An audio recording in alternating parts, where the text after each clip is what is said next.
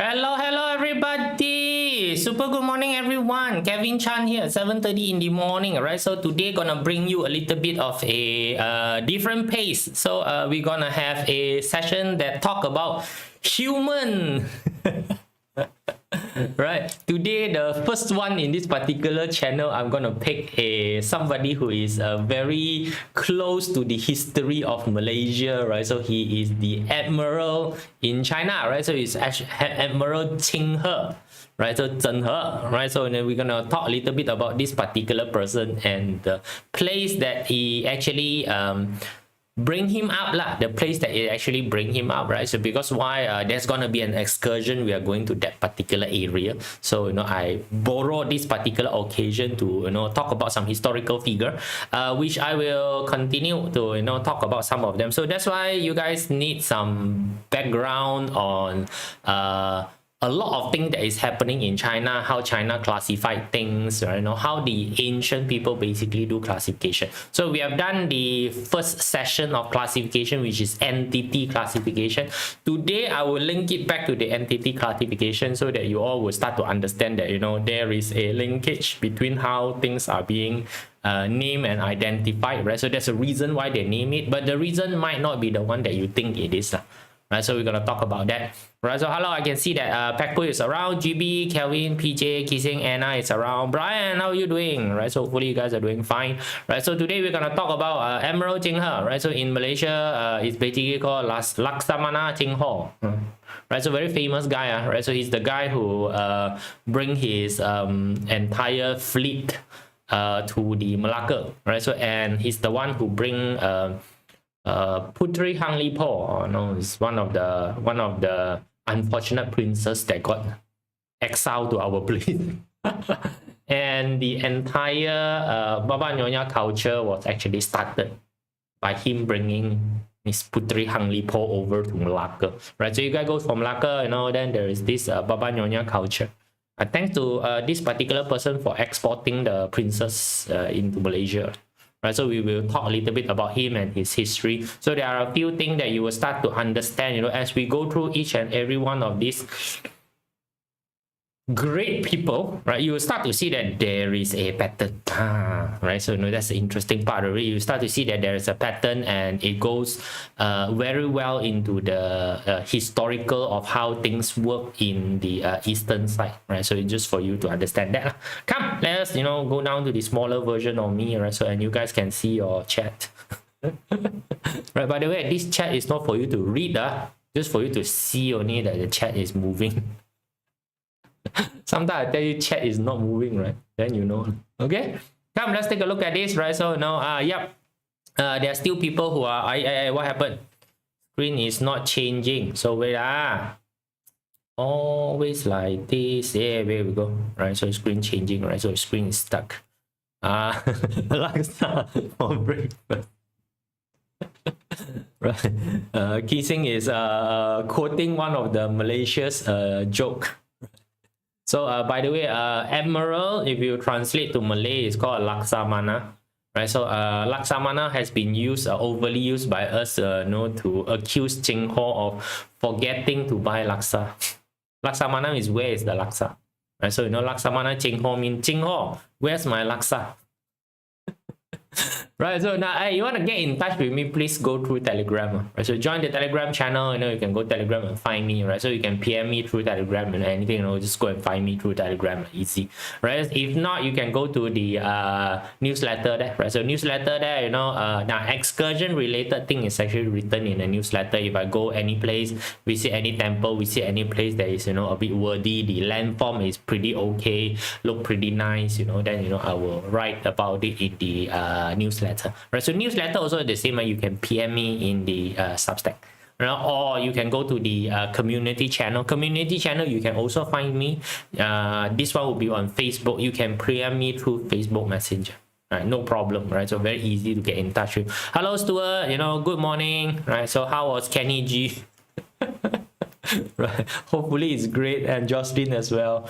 Right, come, let's take a look at this particular person, right? So now first things that for you to understand is that a lot of the Chinese figure they actually don't use their real name, right? So like for example, Laksamana Cheng, his real name is Ma He. That is his real name, you know, right? So he is known to be Ma He, right? So then why they always change their name? I will have a session that basically talk about naming convention in China, in ancient time. Ancient time, you got naming ranking convention. After you have achieved a certain amount of merit, right? So humanly merit, you know, you have done a certain amount of 功德, so which means that you have done a certain amount of contribution, you know, you have done great, then you are able to move up the naming ranking commission, and then you'll be able to change your name. Changing name is a very normal thing, right? So no, Ma He, right? So he is actually a Persian, Huizhu, so which is a Muslim. So that's why he's very friend with Malacca, right? Malacca, Muslim, you know, Malaysia, Muslim country. Yeah, right. So no, culturally very close to each other, right? So he's basically born in about 1371 at around that particular time, right? So now around that particular timing, there was a strong fight happening, right? So no, he's around that particular. So this fella is about 600-700 years ago. Take that as a perspective. This is 600-700 years ago. So it's a very, very long time ago type of fella, right? So up until today, his name is still churning around, right? So no, this is during the Mongol time, right? So very unfortunate that time, you know, the Ming dynasty at that particular time was having a fight with Mongol, and it is, you know, at that particular place, his family was actually killed by the Ming dynasty people. Then he was kidnapped. He was 10 years old only at that point in time. He was kidnapped. All right, so he was kidnapped and, you know, being made a slave at that point in time. Right, being made a slave, you know, for the people on that particular place at that point in time. So pretty sad childhood. Right, family all day, you know, so kidnap over, right? So all this kind of thing, right? So this is how he began. Right, this is his beginning of his life, right? So you can see now a lot of the what we call great people in the ancient historical of the Eastern is actually have this sort of story beginning. The original fella usually suffer a lot, right? Usually suffer a lot, and then later, you know, they found enlightenment, you know, stuff like that, right? So this particular, so his name is Ma He, right? So Ma He. So when did he was bestowed the new name? When is bestowed the new name? Zhu Di, again, Zhu Di also is not is the original name for Yongle Emperor Yongle, right? So no, before Emperor Yongle was taken the name as Yongle the Emperor, right? Zhu Di was the original name. Right, so during that particular time, so now it's about, you know, 14,000, you know. So this little boy, the 10 years old boy, right, so was actually with Zhu Di. So Zhu Di take him in as a, you want to say, you know, a common slave.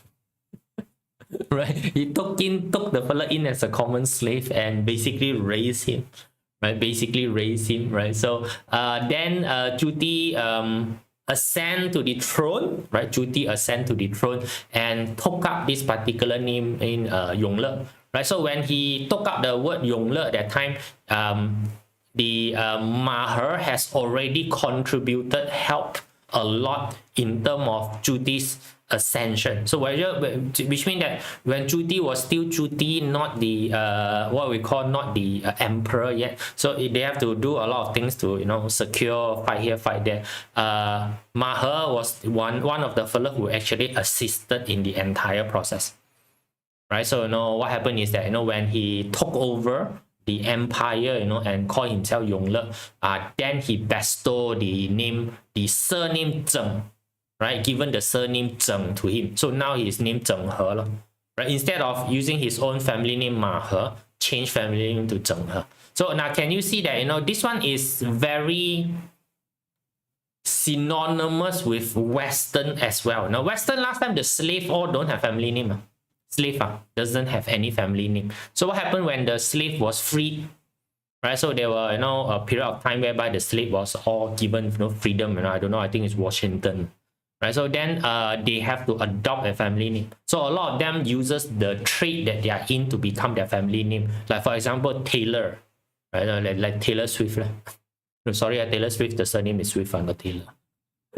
Right, but you guys don't understand. I know it's like Taylor, right? So no, like Smith. Smith is usually the family is a blacksmith, so they took up the Smith as the family name, right? So same thing here. So Zheng He, when the Zheng He take up the Zheng as the surname, right? So as the surname, which means that he has, in a way, let go of his root and taken up a new root. This is like changing passport. This is like changing passport, right? So now can you see that this particular person, Maher, Zheng He, you want to call it, is willing to abandon his family root and culture and join a new family root and also a culture here, right? So he know how to survive, just put it in a way, he know how to survive, right? So he know how to 識時務者為俊傑, we all say that, you know, he know already, you know, there's no point fighting, right? So I might as well, you know, go. And because of his contribution, he is bestow a Armada fleet. Now work from, you know, lower point going up. So there's a lot of story inside on how is it. So during his peak, you know, when he was the admiral of it, he actually command 300 overship. And this is just 14 plus years only, right? So now if you know, later I will show you, this is even before the Western exploration actually started. So he has already been on a ship cruising around the region, right? Even up until, record say that he go even up until India, right? So later we will also talk about that, right? Up until India, you know, to basically do trade route connection with people. Pretty awesome. It's 600 years ago technology. Today, if I ask you to do, you also cannot do. Today, if I ask you, no. Today, if I ask you to just to take the aeroplane to fly around, you also have dead already. You just imagine last time is using this sort of boat without engine one, sailboat without engine, 300 of them. You want to coordinate them to, you know, go over the places. How awesome and how great is this particular Zheng He's ability to command and also to direct people together, right? So, you know, which means that from the 10-year-old boy in the Persian land that got attacked, parent get killed, adopted by Juti, right? Adopted by Juti and slowly raised, you know, by them, and, you know, to be taught all this military technical thingy, right? So the fellow also need to be able to learn. So of course, you know, this one, being able to learn, being able to contribute, being able to do whatever that is necessary to earn the trust of the emperor at that time, right? So when Juti go up that time, become Yongle. He is one of the what we call right hand man of Yongle. Right, so he have helped a lot in terms of the dynasty building, right? So he's pretty much a great fella, right? So now if you take a look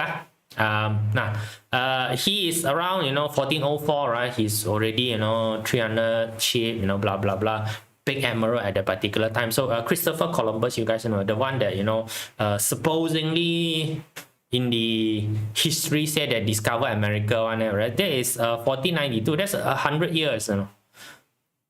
Zheng He has already been playing around with the water ship, sailing, you know, already came over all the places. Christopher Columbus, you know, 100 years later only set sail there, right? So by the way, 1519 is Magellan. Magellan is the one that, you know, again, supposedly said that, you know, went around the world.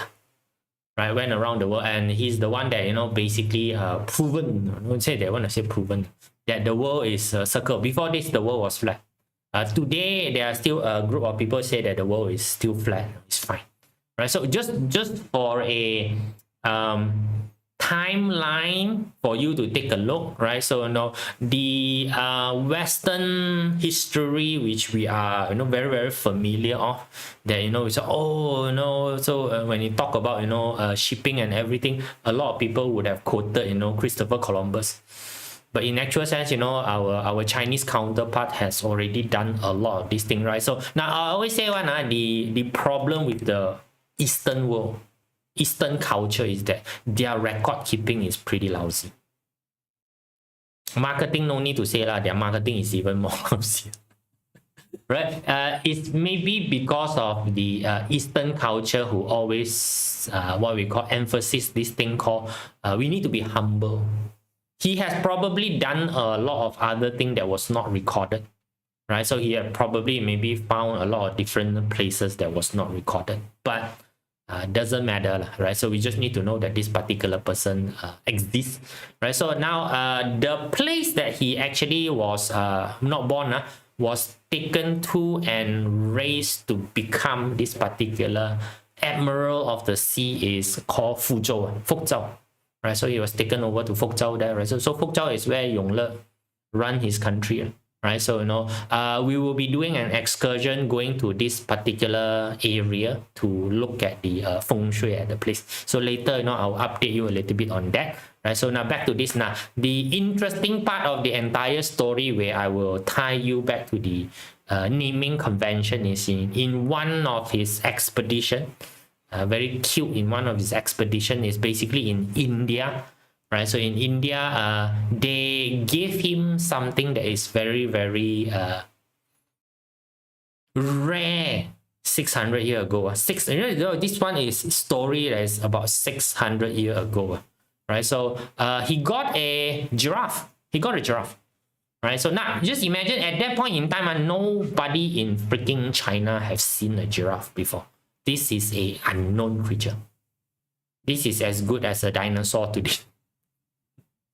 Right, this is an unknown creature. He bought back a giraffe. Right, so he bought back a giraffe, you know, basically is a gift to, you know, the emperor at that point in time. Right, so, you know, now, I want you to imagine, you know, you are one of the citizens, you are one of the people in the palace, right, in the palace.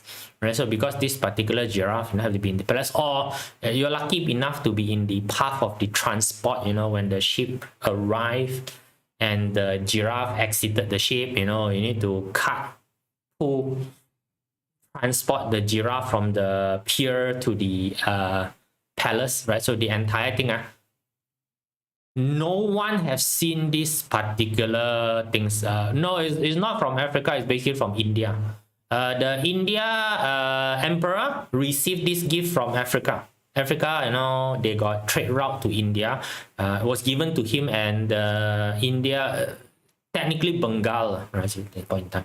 The Bengal emperor gave it to Zheng He so that the Zheng He can bring it back and give it to them. Right, so you can see that the trade network was actually pretty big, right? It's recorded what Eastern China history.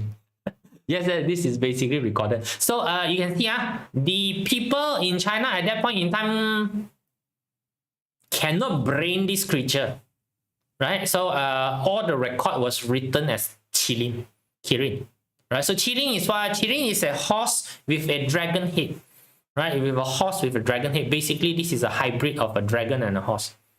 Yep. Yep. Dragon like to cross mating with different creature. Maybe one day, you know, I will do one that introduce all the different dragon cross hybrid. Yes, you know, you want to know the dragon like to have sex with different animal, whatever it is. Right now, you see, how did this particular creature become a Qilin? Qilin is a different creature, Now, so first of all, there were no vocabulary to describe this particular creature. No one know what the hell this particular creature is. It's something that you cannot stomach. Right, so even today it's the same. If an alien creature come over, you got nothing to reference this particular creature. You need to name it something, right? So you probably will name it something that is very close. Then, how did the logic come in? So if you take a look at the giraffe, take a look at the giraffe first, and you need to imagine this is from far away. It's not from close counter, because why? This is the gift for the emperor. Normal commoner are not allowed to go near the emperor. Because the emperor very scared getting murdered by people, right? So you see that, you know, you can't go near. So a lot the people around is basically just saw this from a very far vantage point. Very far away can see right? So which means very far away can see, which means that you don't really see a lot of things, right? So you can see a creature, you know, maybe, you know, shadow of it, whatever it is. Now, but first of all, if you take a look at the head of the giraffe, from far away, you actually cannot determine what's the face. Got the two antler, no? Right? Got the two antler, right? Does the dragon got the antler? Right? From far away, the freaking head actually look like a dragon head. Now, long neck. Does it look like a dragon body? If you don't see the bottom part, which means that, you know, when the fella travel, you know, building pretty short. Last time China building is pretty short, you know, we don't have really a lot of technology to build tall building. So far people only see the neck point and also the head. Does it look like a dragon flying? 600 years ago, you need to use a 600-year-ago brain to think. Right? So right now you see this, of course, you know it's a giraffe. Because you already have the vocabulary. So now you see, now you see that it seems like there's a dragon. Seems like there's a dragon flying. They didn't see the upper body. But some people who are closer see the bottom body, you know, as a horse type. And then the entire thingy is full of spot. Now from close you may see it as a spot, but from far away you may mistaken it as scale. Qilin scale. So now people start to have story of seeing a horse dragon. Right? Qilin, a horse dragon head. Right? So it become a Qilin, right? So, you know, because why? There was no vocabulary to accurately describe this particular creature. No one has anything inside their brain to process it. So you need to create something to match the show and start talking. Same thing with, you know, the entity. I tell you, all these Yao Guai, Yao Jing, you know, all these kind of thing. They may be actually something at that point in time that is those kind of stuff, but don't have a proper vocabulary. And today, our knowledge of this sort of Yao Guai, Yao Jing, you know, all these type of things is basically stuck by what the movie has told you. Everything we know about, you know, all this Yao Guai, Yao Jing, whatever it is, you know, even the Xian, you know, all this Gui, you know, all this kind of stuff, all this wording that has been used, just name that as wording has been used, has already been established in our mind by movie. Movie was the only source of information we had for the longest time. So when movie dissipate ghosts, the Gui, as the one that chase you around and, you know, jump around Gyeongsi, you know, all those that can pass through wall, that is your association with the word Gui. Can see or not? That's your word association, right? So Yao Guai, you know, that's the word association because you've seen a lot of show where they show Yao Guai as hideous creature that come over and kill you.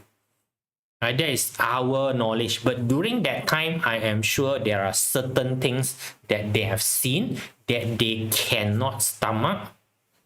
Maybe they just saw a platypus.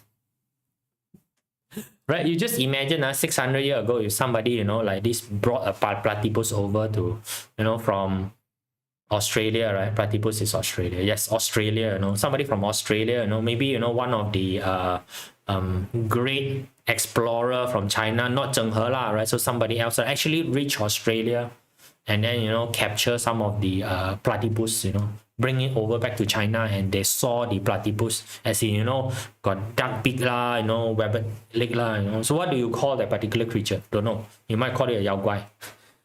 Can see right? So there is a lot of thing in China where historically it is written as something. Today we understand it as something else, but our vocabulary cannot jive. This is like one person talking about Qilin, another person talking about giraffe. Both of you are talking about the same thing in different timeline. Right? This particular creature, which we call giraffe, would probably be a Qilin. I don't know. Can see, understand, right? So, you know, this sort of stuff happen a lot in the Chinese culture. And if you start to study Chinese culture, we like to mystify a lot of things. So as we go in, we talk about, you know, a lot of the mystical figure that we today worship. Like, for example, Guan Yu. Guan Yu is the god of war. Guan Yu was a human. How did he reach the stage whereby, you know, today we all, you know, I call him a god? Right, so there is, you know, a story and step for going up to do. So same thing here, lor. So Zheng He was Ma He. How did Ma He become Zheng He? Right? Why did the name change? You know, all these kind of thing is very, very interesting when you look at the historical advancement of how things is. So today is much more easier because the historical thing has a lot of them has already been scanned and, you know, put into the internet. So you want to find out about it is pretty easy to find out about it. Right, so, you know, this is basically, you know, part of the story of Zheng He. So of course the more important thing is that the place where Zheng He basically you can call grow up, or, you know, he achieved his feat of doing this, right? So how did that particular place basically shape the people? How did the land actually shape the people? So when we are going to excursion, right, we are actually trying to understand this. A lot of time we study a lot of things from paper. We don't know what is actually the situation. So that's why going over there to take a look on ourselves and to, more importantly, experience the entire thing to know that, oh, this is what we are looking at. Right, so come, let's take a look at, you know, Fuzhou. Right, Fuzhou is actually a pretty big place. This entire parcel of land that you see is basically called Fuzhou. Not just the word Fuzhou there. Is a very, very big place. Huge. Right? So it's basically a very, very huge place. So it's very, very near to the sea. And by the way, you know, this one is basically just beside Taiwan. just beside Taiwan. Right? So that's why, you know, a lot of time, you know, when a lot of things come, you know, Taiwan come into the picture. So, but never mind, I forget about that. Right, so this is basically the Fuzhou state. So we will be making a excursion visit to this particular state, and also its neighboring state as well. Right, so also neighboring state. But more importantly is that we want to go there and take a look at, you know, how is the landform of the place. You know, how is the energetic delivery of this particular place in terms of helping, like, one of the historical very important person, which is Zheng He. Right, so times go by, I will introduce some more or these great people that we all know, right? So which is, you know, probably from this particular, I don't know whether you want to call county. Fuzhou is a Zhou. Right, so but anyway we'll be there. Right, so now if you take a look at it, right, so the most significant thing about Fuzhou is actually the river. Right, so you have a huge river.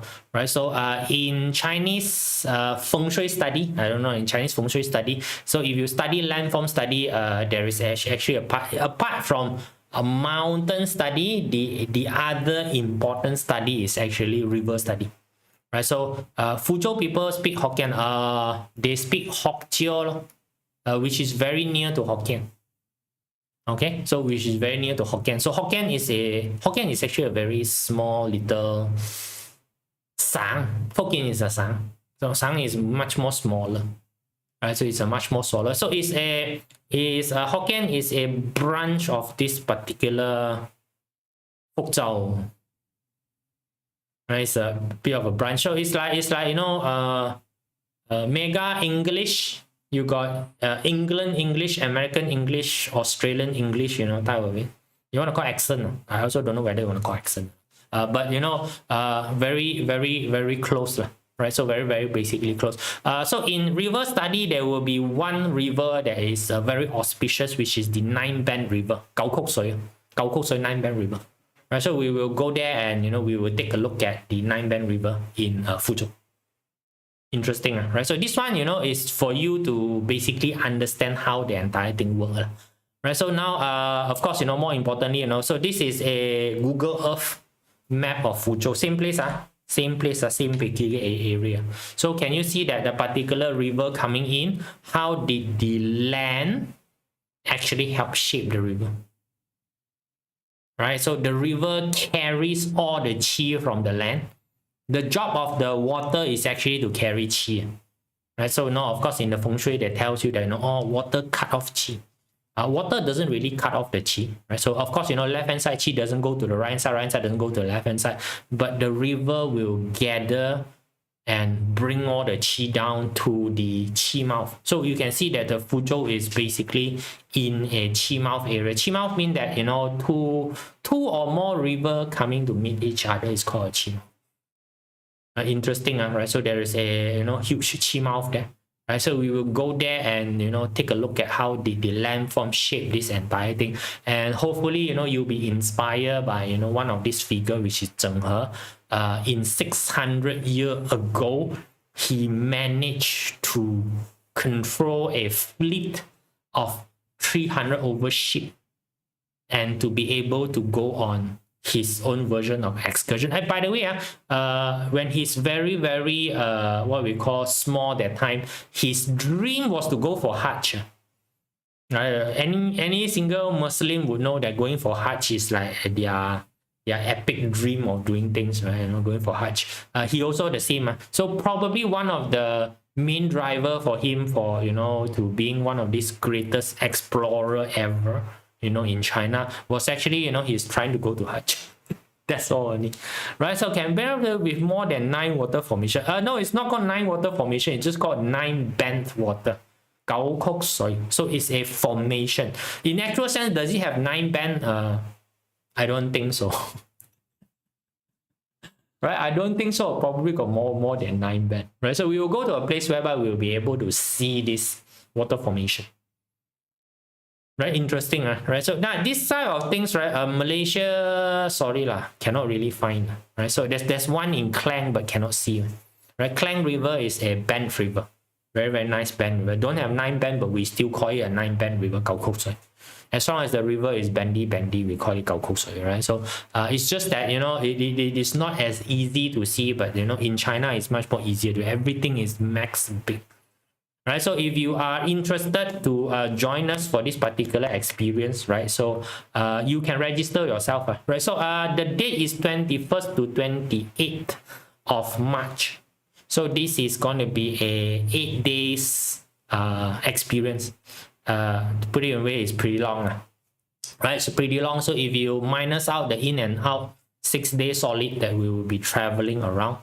Right, so we won't be staying in one places. We'll be traveling around. We'll be looking at a lot of different places, so that you start to understand how did the land shape the people. Right? How do the land shape the people? Does it matter if the river is polluted? There was no pollution in the ancient time, 600 years ago. Right? Does it matter if the water is polluted?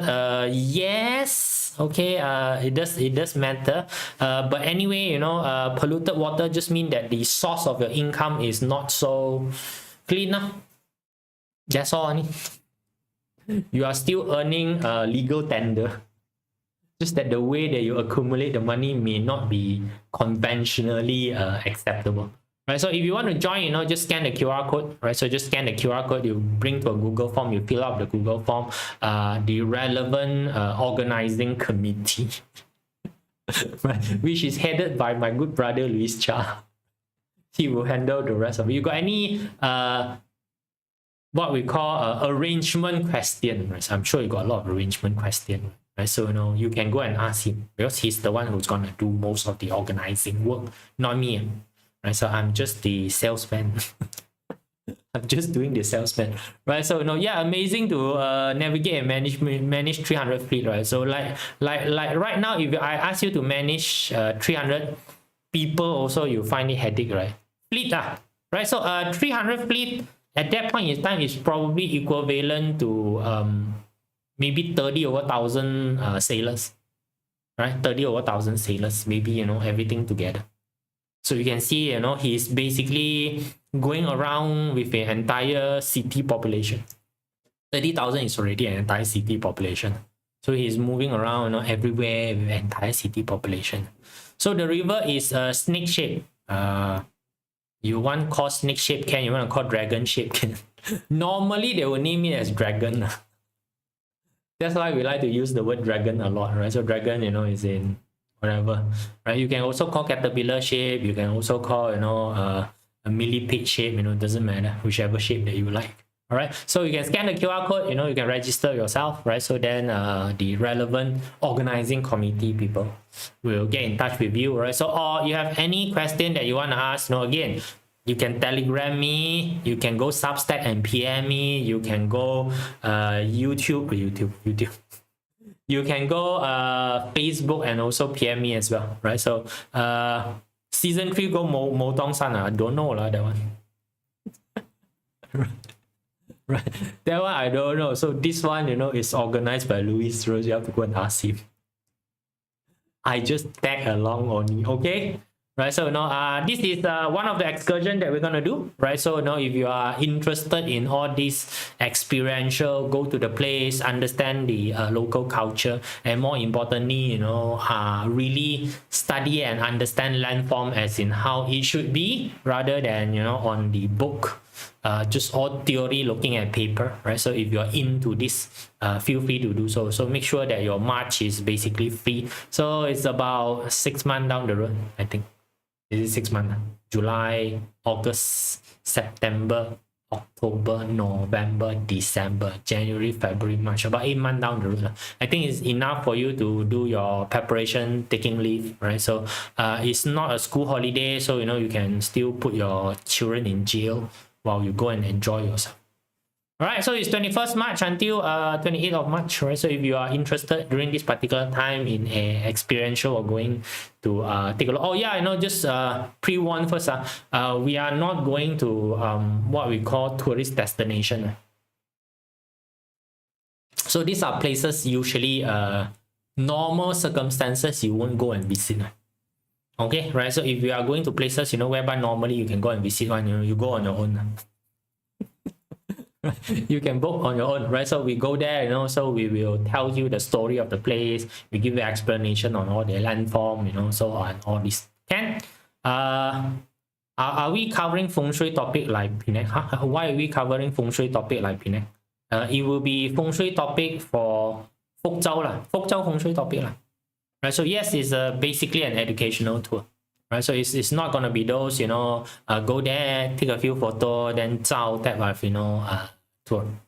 It is, to say, it's a bit rugged, right? So for those of you who have been to the Penang tour with me, you guys know lah, a bit rugged, right? A bit. Hello, Manuel. Right, no worry for being late. Okay, right, so now those are interested, you know, just scan the QR code, or no, or you can, you know, just type in the Google form and come in, or anything else, you know, just PM me on Telegram, on Substack, on Facebook, you know, just give me a PM, right? So I will help you as much as possible in terms of whatever that you need, if you are interested in coming over to this particular excursion together with us. Right, so it's gonna be fun. Okay, that's it, guys. See you all again. Bye bye.